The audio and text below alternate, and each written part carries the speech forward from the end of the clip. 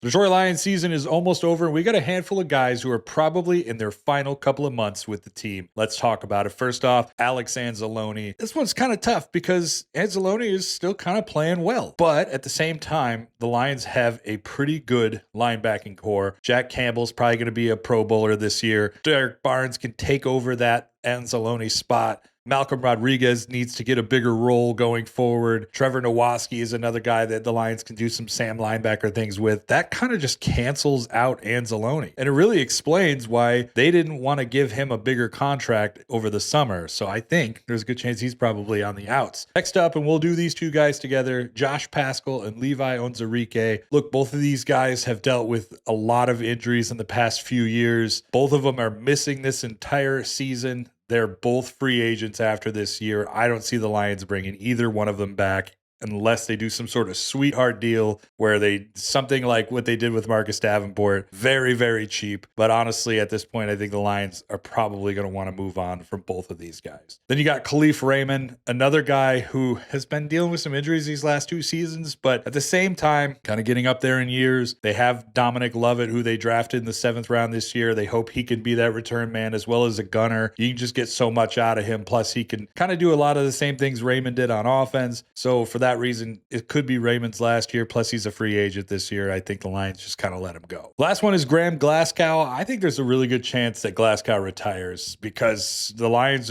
have a plan. They're going to move forward. They'll probably move Ratledge over to center, draft a guard pretty high in the draft, and then that just kind of means Glasgow's the odd man out. Unless he wants to come back and be that veteran off the bench, I don't think he's going to do that. I think he winds up retiring. I think this is the last few months of his time with the Lions. Those are what we think. Let me know if there's anybody else in the comments, and we'll talk about them later.